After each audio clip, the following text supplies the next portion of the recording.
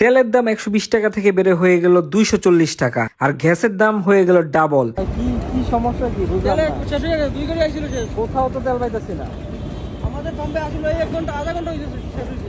তাহলে কি বাইক চালাবো না, বাইক বাসা রেখে দেবো? কালকে তেল আইলে তারপরে পাইবো। গাইজ, বাংলাদেশে শুরু হয়ে গেল নতুন এক সিন্ডিকেট। বাংলাদেশ মানেই হচ্ছে সিন্ডিকেট। তেলের দাম বাড়বে শুনেই সব পাম্প বন্ধ করে দিল এবং তেল আটকিয়ে রাখলো। দাম বাড়ার পর তারা এটা বেশি দামে সেল করবে। আজকে তেল ভরতে গিয়ে ভয়ঙ্কর এক পরিস্থিতির শিকার হলাম। কোনো পাম্পে আমি তেল পাচ্ছিলাম না। বাংলাদেশের ঢাকার 4-5টা পাম্প আমি গেলাম, প্রত্যেকটা পাম্প বন্ধ। অবশেষে একটা পাম্পে আমি তেল পেলাম, বাট এটা সিরিয়াল হচ্ছে 1 কিলোমিটার। আপনারাই দেখেন কি পরিমাণ বাইকের সিরিয়াল।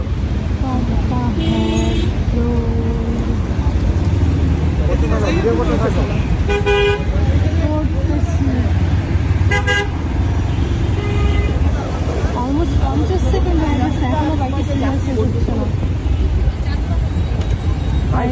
সিরিয়াল কি এখান থেকে? Oh my God! Finally. ভাই কখন আসবে? কালকে কখন? তেল একবার শেষ। কখন আসবে কালকে? কালকে 10টা 11টায়। এই পাম্পে তেলই দিবে না, এই পাম্প পুরো বন্ধই করে রাখছে। কতগুলো বাইক দাঁড়া আছে দেখ। আরে ভাই, তেলের দাম কি বাড়ছে নাকি বাড়বে বুঝতেছি না। মানে 1 কিলোমিটার রাস্তা বাইকের সিরিয়াল, কি একটা অবস্থা। আর আমার বাইকের তেল কিন্তু একদম কম আছে, দেখেন জাস্ট 1 দাগ আছে। আমি জানলে তো আগেই তেল ভরে রাখতাম। জাস্ট 1 দাগ আছে। কি করবো, কেমনে তেল ভরবো?